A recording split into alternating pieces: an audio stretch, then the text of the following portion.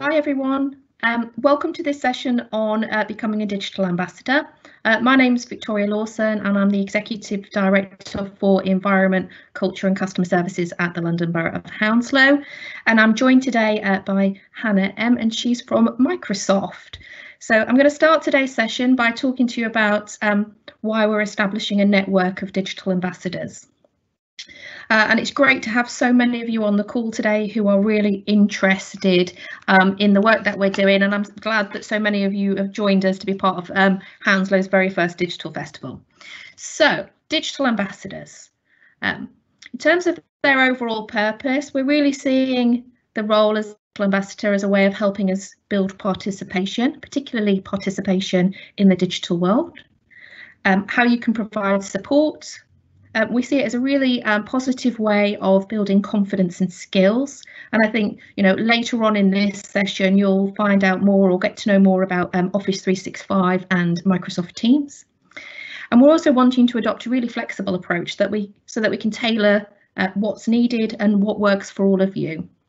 So the model has 3 different elements, and hopefully you can see that on the slide in front of you. So we're looking for people who would want to be digital leaders, so people in strategic positions who understand the role of digital and particularly digital inclusion in how we transform our services.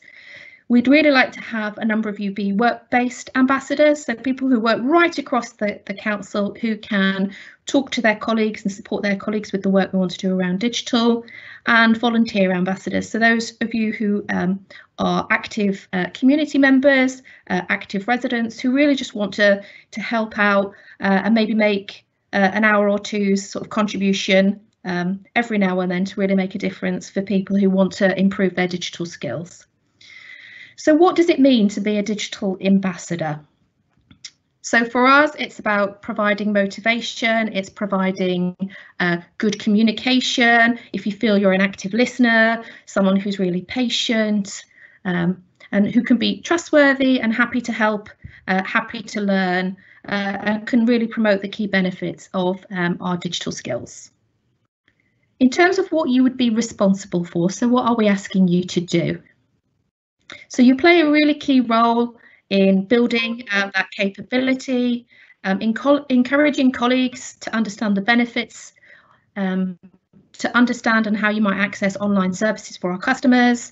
You could be engaging with our partners and others to understand what support is available, either locally or online for our residents.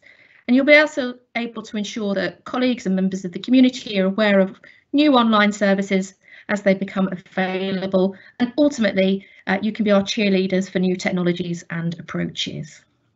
So if you're thinking, oh, why should I do it? We think these are some of the fantastic benefits. So it's an opportunity to meet new people, develop your own skills. It could be very rewarding, particularly if you're able to make a difference across the council or in your local community. You'll get to be involved in all sorts of new technology. And you'll also be able to be provided with a range of training sessions to really help increase your skills and confidence. So as for today, we're going to get started today and we're going to get to know Office 365 and Teams. So if you're interested in being an ambassador, then please do sign up today. We've got more information on our intranet for staff who are on the call, and we've got our main council website for residents or partners who are interested. I really hope that you enjoy today's session. Really hope that you come forward to be a digital ambassador for Hounslow. And what I'm going to do is I'm going to hand over to Hannah, and she's going to talk you through Office 365 and Microsoft Teams. Thank you, Victoria. Thank you so much. So I'm just going to share some slides quickly. And then we can kick off.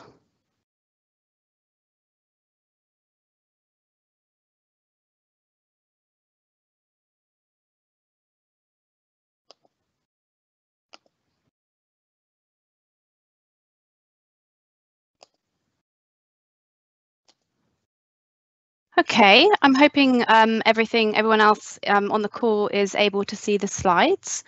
So I'm going to just talk to you all a bit about Office 365 today, and we're going to have a little bit of a hands-on demo with Microsoft Teams.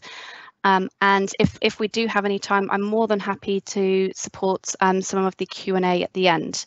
So my name is Hannah M. I'm a Customer Success Manager from Microsoft. I am supporting 365 with from a adoption and change management perspective. So I help and enable local authorities transform the way they work into a modern workplace using all of the tools available inside the platform. So really, honestly, when I start sessions where I'm talking about Office 365, there are a variety of places to look at. As you may have seen before, there are a lot of apps available inside Office.com. So I'm going to just talk to you a bit about setting the scene for which tools to use and when, and a bit around the collaboration platform. So the collaboration platform is essentially a place to help people work with the documents that they're working on. It's familiar and easy to use and provides a seamless cloud solution for everyone to use. So I'm really, really happy to talk to you all today. So huge welcome to everyone to the session, and as Victoria mentioned, anyone who's interested who wants to sign up, it'd be a fantastic opportunity. So busy does not necessarily equal valuable work. I put this slide in because for me this just feels the way I felt probably a few years ago about how I was actually managing my workload. I spent hours doing tasks day in, day out. I wasn't particularly sure I was actually achieving much and getting as much out of the tasks in hand. So I just felt as if there would be an easier way to do things. And I love shortcuts. I hate overcomplicating things. I just wanted to see if there are easier options out there. I think this is probably one of the reasons why I ended up in a job in technology and doing the role that I do now. I'm looking to help with any efficiencies. So any conversations or tips and tricks that I find inside the Office.com platform, I'm absolutely eager to learn and share out. So when we think about Office 365, we all know there are a variety of different apps inside the platform. And a lot of the questions that I often receive is, what do I use and when? There are so many things to choose from. What should I be looking at? Now, I'm honestly sure most of you have already been quite familiarized using Word, Excel, Outlook, for example. These are the things that we've been using in day-to-day, for a number of years. However, where are there opportunities for us to use different apps to really look at new ways to collaborate, store information, and just really essentially optimizing the way that we work together with people?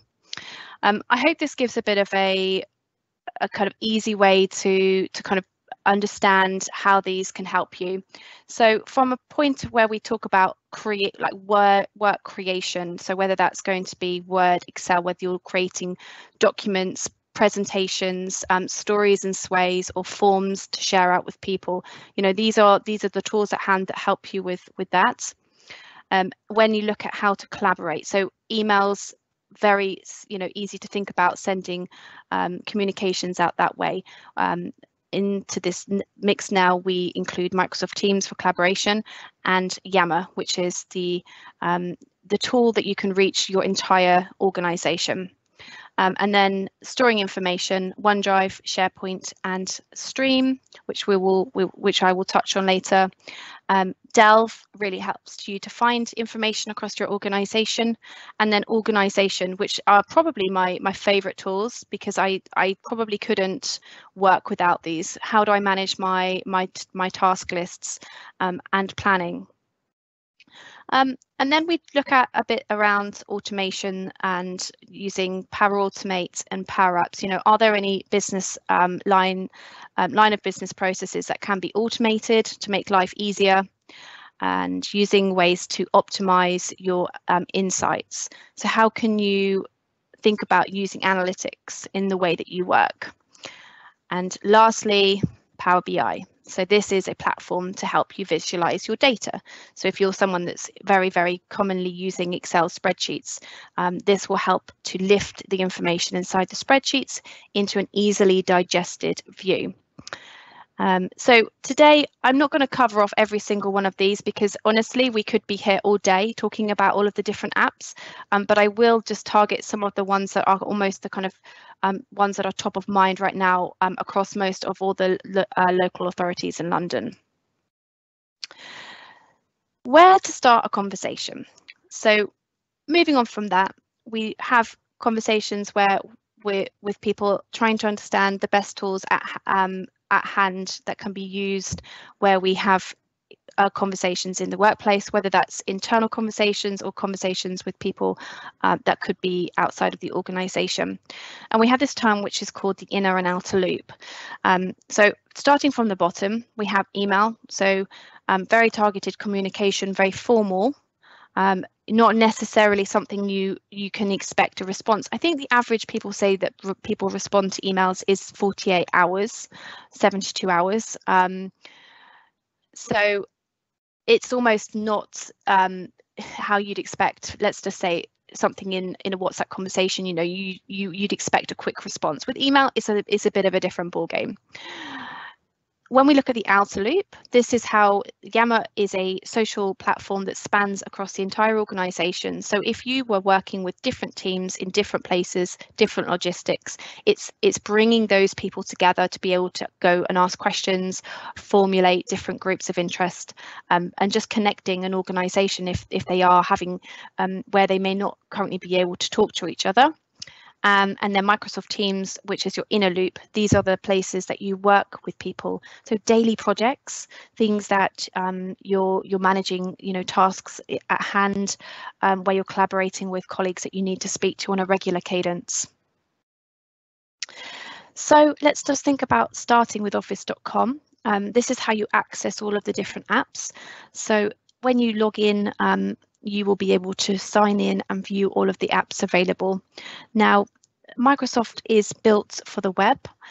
You'll be very familiarized with using some of the software installed on your local desktops. So things like Microsoft Teams and Outlook and all of your Office.com.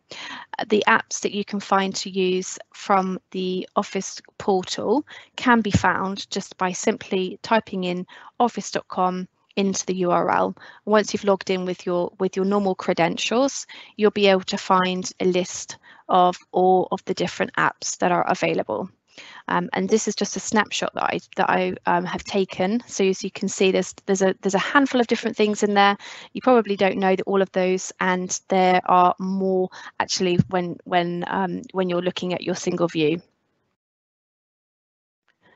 So core channels. So let's talk about the channels in a bit more detail. So Microsoft Teams is our leading collab platform to enable people to do their work at hand. So Microsoft Teams has really gone and blown up quite massively in the last year. I think last February we were at around 50,000 users on the platform. Today we look at around 600,000. It has massively grown, it's become increasingly popular. I think sometimes people aren't fully aware of the capabilities of what Teams can do and see it as a Skype for business replacement. And of course, it does all of those different features such as calling, instant messaging and video calls. But there is more to it, and I will show you later on. So there's the functionalities around using it to manage projects inside a team and using it for app integration. And it's fully integrated to Office 365 as well. So it's a very easily customized platform. So if you think about having this as your blank canvas and the way that you plan to work, this is something that you can use to completely personalize, bringing anything that you use day to day into the platform to make it easier for you to find tools, apps, information, and colleagues. So Yammer. Yammer is essentially our social media platform. So if you have Yammer and you're using this to connect to the business, you'll be able to talk to colleagues from all over, whether that's globally or from different departments. We use it as a way to communicate information around the products in Microsoft, and we also use it for our ERG groups. So diversity inclusion, whether it's places for people to go and have conversations around neurodiversity. We use this as a way for people to utilize a community for collaborating in these spaces, which is a fantastic way of using it. We also have a CEO connection. So this allows us to leverage our leadership teams into the meetings inside of Yammer, but also gives us an opportunity to collaborate around the meetings that are shared. So Satya Nadella, our CEO, does a quarterly live all hands and stands up in Seattle. All of us join it, which is all publicized through Yammer. And we have Ask Satya, so it gives us an opportunity to have that asks if there are questions for the CEO. So it enables us to be able to communicate with our leaders, and that's just one example. This happens across many other areas as well. New starters and yeah, just fun things really, just pets. I'm recently become a parent, so since rejoining it's given me a fantastic place to go and have conversations about baby stuff that probably half my colleagues wouldn't really be interested in. So yeah, it's a great place to utilize for that. And Sharepoint, our information platform. So using Sharepoint online will give the opportunity to share your information company-wide. So think about this as a place where your data lives.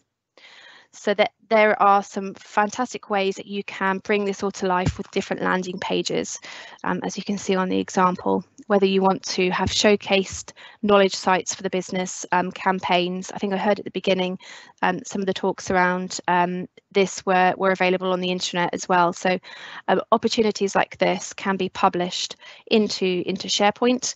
You can use it for community sites and communication sites. It has become a rapidly modernized tool in comparison to how it used to be maybe 5-10 years ago. It really has changed.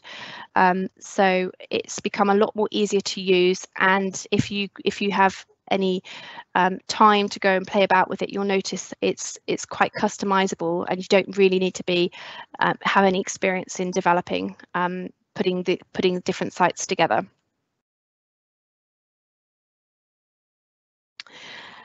Couldn't really miss out Outlook, the formal way to communicate. So there are lots of opportunities to use this for. I'm not really going to go into more detail because we are very, very accustomed to it. But this, Outlook is still very important to Microsoft. It's never going to be replaced with anything. It just supplements all of the other tools in the kind of ecosystem from Office 365. So content creation, these are the main tools. So Word, Excel, PowerPoint being almost our bread and butter for years for document creation. It's worth having some time to invest in new features that have been made available. So we really strive to make sure our software is accessible to everybody and inclusive to people that are using it. So I've included some links at the end of this presentation, which I can share, that have some details around those different features. But it's just interesting to understand that they are available in all of the Office.com applications. And just as an example here, Immersive Reader allows people to take the documents into a different preview window. It really offers support to people who have dyslexia, and for example, translating. So if you've got people that have different native languages, it really helps them to digest information. Presentation wise, the coach has been actually the top two things here that stand out to me is design ideas and presentation coach. So if you're not familiarized with those, I highly recommend those. Design ideas is AI technology, which allows you to custom the layouts essentially, so that you don't have to spend too much time going into the document and formulating, you know, how the view looks. It does it for you. It just makes your presentations look amazing, and it does it at a click of a button. So it will just give you some options. I highly recommend that you take a look at this. And then the presentation coach. This is another AI tool inside of PowerPoint Online. When you're rehearsing your presentation, it will take the information from hearing you present, and it will supply you with the analytics around it. So whether it's telling you that you know how much time you've spent rehearsing. Some really cool features that have landed, and definitely worth time just getting yourself familiarized with. And then OneNote. So if you're someone who's taking notes, you know, in a pen and notepad, which I do occasionally, this just helps you completely digitalize everything so that you can search for information a lot more effectively. So OneNote essentially is a binder. It's a binder that you can use for all of your different notes. So if you think of just a notebook, essentially that is what it is, with all the different segments for you to be able to go in and organize. It allows you to create action taggings, you can share information, and it has a fantastic seamless integration with Outlook. And a pretty nifty tip on this is if you ever have a meeting with a group of colleagues that you're working with, after the notes are being created inside of OneNote, you can actually email the summary directly from OneNote to all of the participants after. It's a very easy, quick win that saves some time and just gives everybody the views to what was spoken about.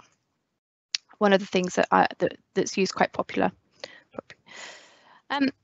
And moving on, we're talking about collecting and consuming.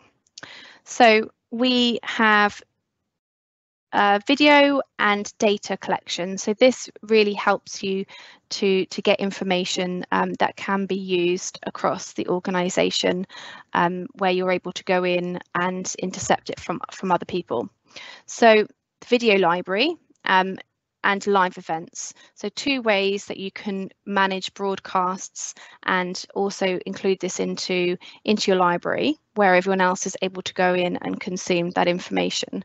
So stuff like training videos and meeting recordings. If you think about YouTube, so it's a tool very similar to the way that YouTube works.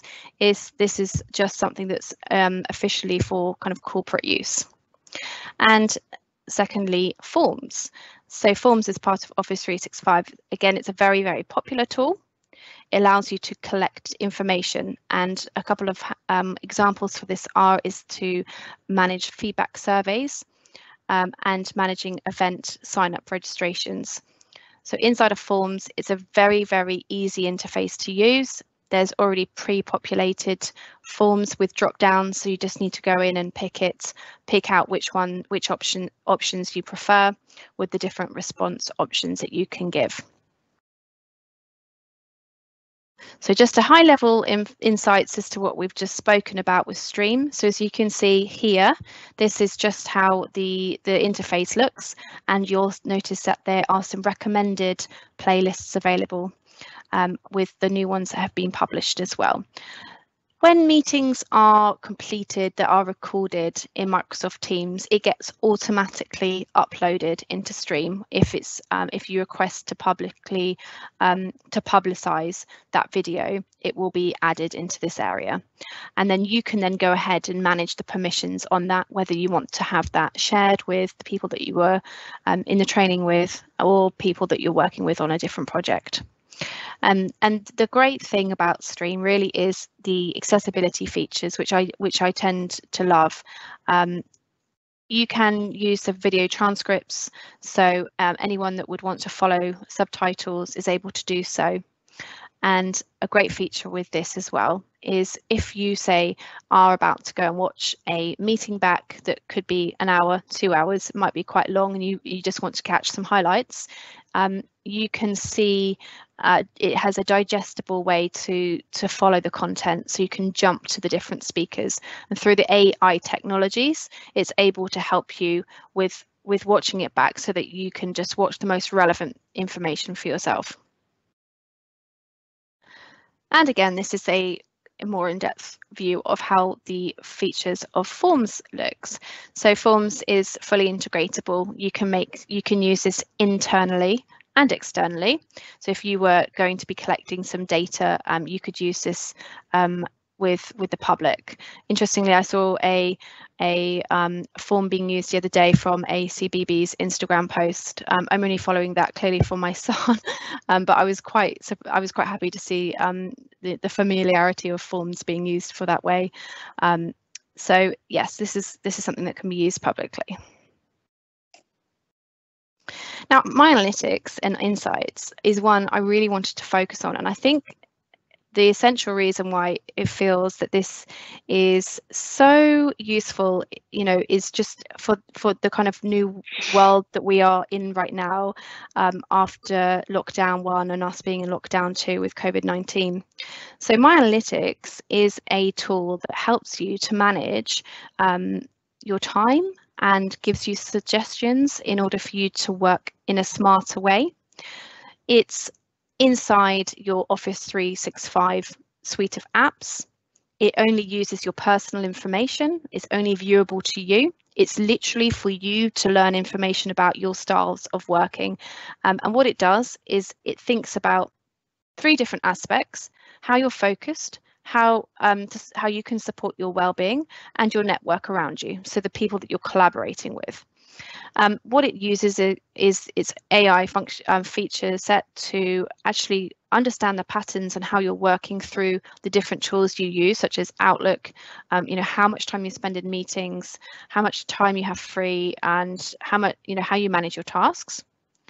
And by collecting and understanding those habits, it's able to give you suggestions. So a couple of tips on how I use that is it automatically gives me some focus time into my diary, so that I'm able to stop myself from having a diary that's back to back with meetings. And it also gives me insights inside of Outlook. So it suggests when I receive an email from somebody with a task, so someone asks me a question about how to get something, it understands from the nature of the email that this is a task, and it will automatically say, would you like to add this in your to-do list? So it takes the information from Outlook, assigns it to a task, and then from my task manager system, it will identify that I have tasks that need completing and suggest time in my diary to focus on, to give me some focus time to allow me to get on with the tasks at hand. So it really gives you some support, allows you to think of ways that you can work a little bit smarter. So definitely 100% recommend looking at this. It's such a fantastic tool. I use it for so many different things, and there's a ton of information out there as well as I can provide. But I think for this, the ways that we're working remotely and really having to work at home as well, this just gives you a bit of support around managing that lifestyle. And without saying, our apps are built for mobile, so everything is supported on devices. So everything for all of the apps inside the App Store in your application catalog is all available on Android and iOS, so that you will be able to gain access to those dependent on your internal policies for that, but you will be able to use those. So that was just a really quick snapshot intro to 365. Lots more information available. I've included some resources as well. I'm just going to jump into Teams now just to really show you and talk about this. It's such a top of mind tool for everyone at this stage. So please bear with me for 2 seconds.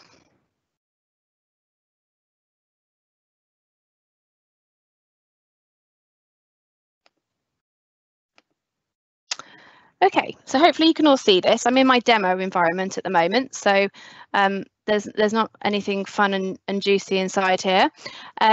So I just want to talk to you a little bit about Microsoft Teams, because there are some great ways to use it. So I just wanted to highlight those to you, just in case you're on your learning journey with the platform. So in terms of the way that this is structured inside here, if you'll notice that you have a list of all your teams inside the view, and this is the place where you work with your colleagues. So you can name a team anything you like, whether it's a team focused for projects, whether it's where you collaborate with your inner team that you work with day to day, or if you have an event that you're planning for. Some ways that we use it as well is just for collaborating on documents where we have to get things out, things completed. So whether you need to create a presentation or a document, a formality, you just bring everyone into that space. So really straightforward. In order to create a team, you would be either added to it or you can create one from scratch. So I'll show you very quickly how to do that.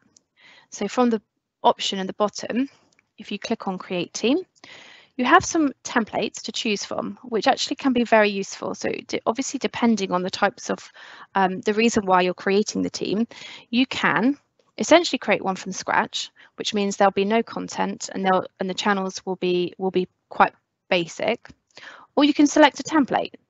So these are just giving you the options that you'd have.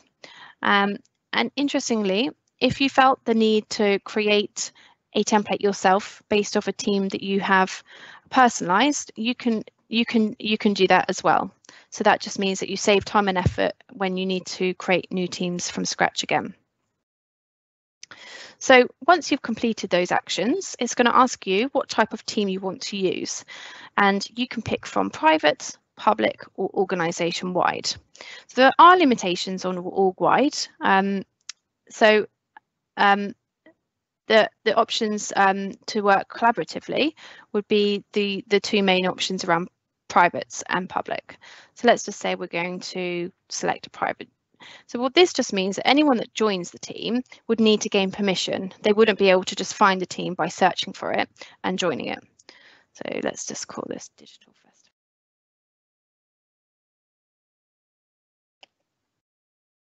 Once you've completed that, it's then going to say, nice work, which is great, and you can start to add. So this is essentially how quick it is to start a team up from scratch. And you can just add in colleagues, people from your organization. So people that would be pre-populated would be internal colleagues, and you'd be able to just select them from the distribution group.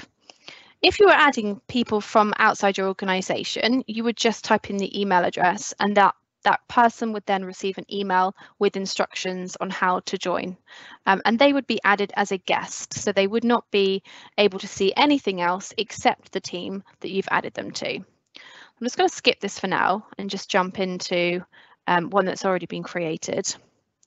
So a quick tip on this. So as you start using it, you might notice that you're starting to get more and more teams added to your list. So what I tend to do is use the pinned option. This will just help you with a bit of housekeeping, manage the ones that you're most interested in seeing day to day. The other ones you can do, you can just select the dots next to it. And the way to manage this is to hide those. So this means that you're still actively a participant of the team. You might not want to leave it because you might think, well, actually, it's still useful for some days, but I don't need to see this the majority of days. So you can just hide that from the list. And then that will give you a nice way to manage all of your different teams inside of Teams. Sorry, I feel like I'm saying, whenever I talk about Teams, I always feel like I'm saying the word too much. So inside of it, once you've opened up a team, you will be able to go and manage the different channels. So think about the channels is just a way of managing the content that's organized inside. So this is a great example. Let's just choose a project team here. So this is a project team, and it has a number of different channels that have been added to it. and it just helps you to understand, you know, where the different ways people work together are kind of organized inside. Each channel contains the following. It has a conversation tab, so it has a conversation window. Imagine this as a lot of imagine the conversation is where a lot of discussions would have historically taken place in Outlook. It just gives you the option to focus on any task at hand without having different threads of emails building up in your outbox. It helps to keep things very organized and doesn't require an official email. It's slightly more informal, but allows you to really just converse and collaborate on the topic at hand. As well as a post conversation post list, you also have a place to use your files. So interestingly to know this, Teams is built on Sharepoint for data storage, because as I mentioned earlier, Teams Sharepoint is the heart of where all of the data lives, and Teams is a way that you collaborate on the data that is shared in Sharepoint. So it has a fantastic, rich experience of using the platform in this way.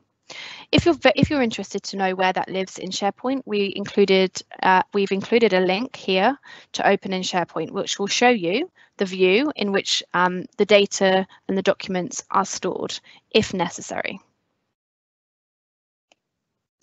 So going back to the Teams page, so the documents are managed in here. And the other thing to notice at the top is something called tabs. So tabs are customizable. Out of the box, in each channel, you would have 3 by default: posts, which is your chats, files, which is the documents, and a wiki, which is a place just to add information. So you can remove wiki, it's there by default, but you cannot remove files and you cannot remove posts. Those are the 2 things that are needed in order for you to have a channel. What you can do is tab other items of information that are relative to what you're trying to achieve or do, or whatever surrounds your project. So Planner, let's just use this as an example. Another app inside of 365, which is available for you to use, is a way to manage different tasks. So we're going to just start a quick new plan from scratch. If you have a project that requires task management, so it could be let's just make a fake one up, so it could be order headphones. If you had to organize tasks like this, you can manage this here, set due dates as well, and also assign them out. Once you assign these out to people, the person who is assigned will receive a notification, and also this will then appear inside of their task management, so they know this is something that they need to action. And you can do this for a variety of different to-do items as well. So it's a great way to think about managing all of the different things that you're trying to manage ownership of, and sharing them out between all of the people that you're working on the project with. So that becomes part of your team then, so everyone has access and can see all of the tasks that are being created. So personalization allows you then to also think about anything else that you'd need to do. So just some ideas around this. We've pinned SharePoint pages here just for visibility if there's something that needs to be viewed. We've also pinned different spreadsheets, so forecasting spreadsheets, something that you think of that you'd need to see or the team all need to have regular access to. It makes life easier knowing you have all of these shortcuts to all of the things that you need to do in order to get on with your day-to-day jobs. So it just makes life a little bit easier. So fantastic ways to customize, fantastic way to manage your conversations. And then let's just think about the collaboration. I'm going to use an EHCP document, the education document, and this was a scenario recently that was shared with us.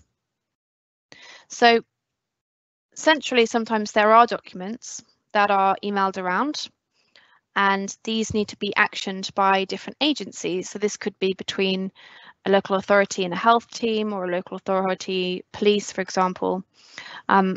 Taking the burden off Outlook, where the different emails start to pile up again in the threads, and also the document versions. So other people need to contribute to all of the different documents, so that you end up getting, before you realize that you're at version 20, it can be very chaotic, and you can lose control over the, over which is the latest. This just simplifies things. So if you have something that you need to collaborate centrally on, bring the document into Teams, share it into a space, and from here, once you've opened it, you've got different ways to open the document in the from the browser, or from the app itself. It allows you to open inside of sorry, apologies, I've just lost it.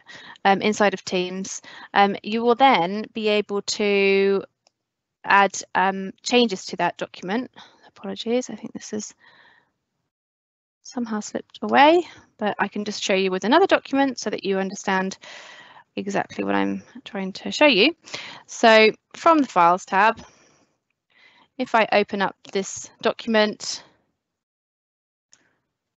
whoever has access is able to contribute to any of the different changes, so it supports a really rich experience with co-authoring. People can add comments to this, people can add feedback, and people can fill out the fields that are necessary.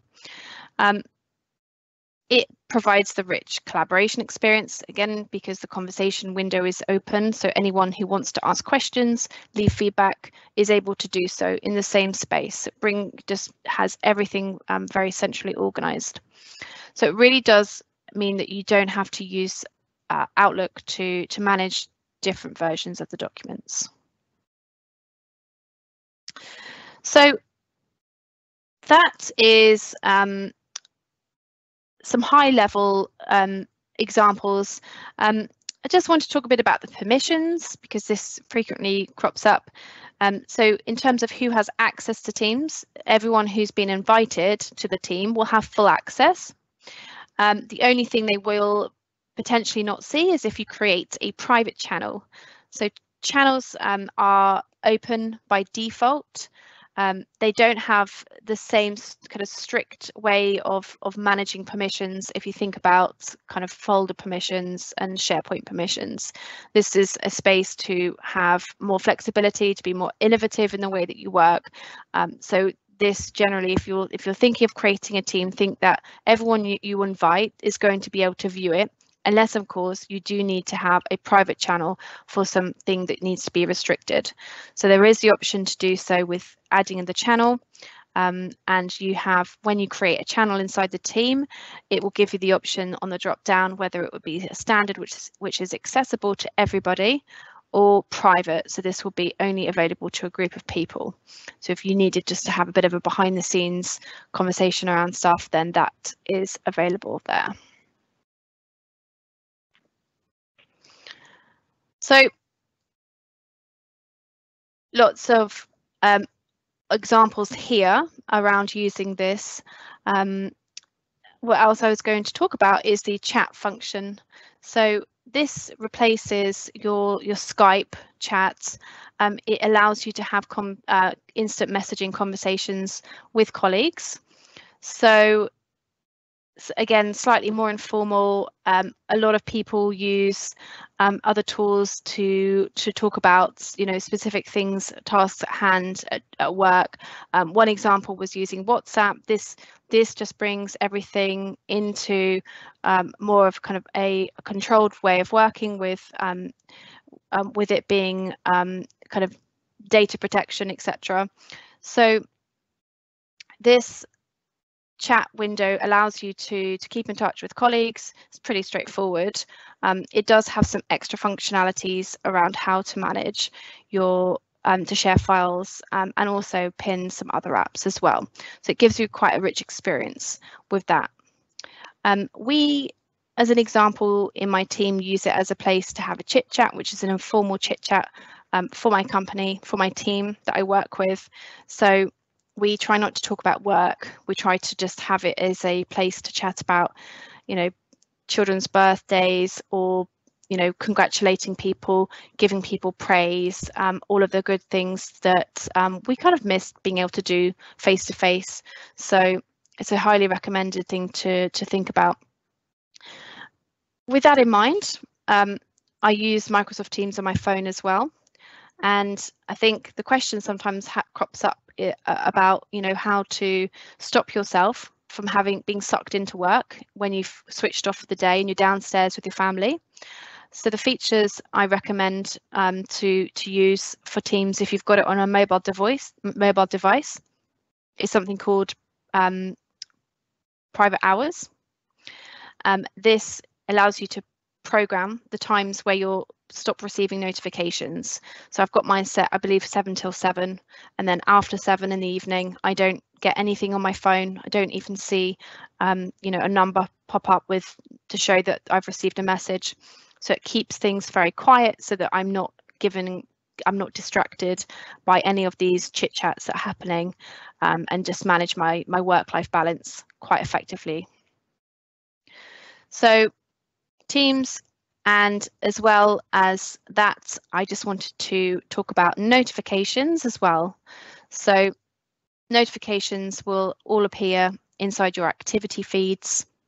You will see notifications where people tag you, and people share updates from anything that you've been working on. So if you are working on a team and someone mentions you or replies to a message that you've been in a conversation with, you will have a pop-up and you'll notice inside of Teams that you've got a new notification, and all of those will be viewable inside of this view here. Unfortunately, it doesn't really show that rich experience because this is a demo environment. And just jumping down to calendar, so this is a replication of your Outlook. So you can join meetings directly from here, and you can start and you can create meetings as well. These are synchronized together with your Outlook view. Calls, it's pretty self-explanatory. I don't want to spend too much time on here. We have a ton of features that have been launched. So the most recent one for meetings is around breakout rooms. So this has been really, really eagerly waited for, that allows you to manage breakouts inside of meetings. So that has just launched. We support inclusive meetings. So we do offer accessibility features around the transcriptions, hand raising options, so people feel comfortable to ask questions without having to interrupt people. There's an icon to raise your hand, and recording meetings, etc. Lots of fantastic features that are included in one of the sways that I've included at the end of the presentation that I'm going to share with. So I hope this was an interesting whistle-stop tour. I do feel like there are many other scenarios that people use Teams for. And yeah, I'm absolutely more than happy if this is possible to take any questions, or otherwise I'll share out the information that I've shared today. Hi, Hannah. Thank you for that, Hannah. I have a couple of questions that's come in the chat. So the first one is, when sharing files with colleagues, how do you determine whether you should use SharePoint or OneDrive or Teams? How would you describe the difference between all of them? As the person feels it was pretty much the same when it comes to file storage and sharing. That's a great question, and I think it's interesting because we do have our platform built on SharePoint. So OneDrive is a place to store personal information. So this is the example where you think of where all of your files that would either be in your private folders, HR documents, stuff that you're not ready to work on and share, stuff that you're not ready to share out with colleagues, is essentially where you keep your stuff for OneDrive. So OneDrive stuff for yourself is personal. SharePoint is documents that you can use if you just want to make the data accessible and viewable to everybody. And Teams is a place really where you're going to be having a rich collaboration experience. Yes, they all do very similar things in terms of functionalities like sharing and and permissions, etc. I think the different way of thinking about it is how you work with others. Teams definitely has a rich experience to work on projects for collaborating. SharePoint and OneDrive definitely have other advantages, and that's really essentially how those products have been built in mind. Thank you. And the second question we have is, currently there are a lot of limitations with PowerPoint online. You can't copy and paste properly, you can't edit the master styles. Is it not possible to make documents fully accessible and much more? Do you know if there are any plans to improve the online version to resolve these limitations? Absolutely should. Yeah, I'm agreeing. I'm not sure of the limitations personally. I can certainly find out and get back to you on that question, because PowerPoint, I know the PowerPoint Online has some advantages over the desktop version, strangely, such as the presenter option. But I will find out for you and share that with my feedback. Thank you. Are there any more questions for Hannah?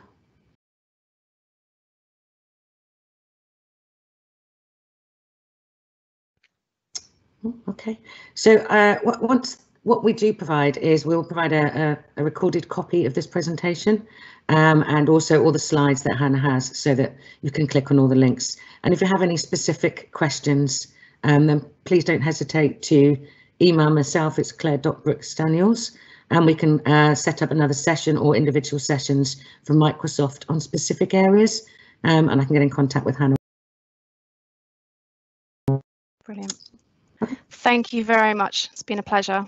And thank you again, Hannah. No problem. Thanks a lot. Thank you.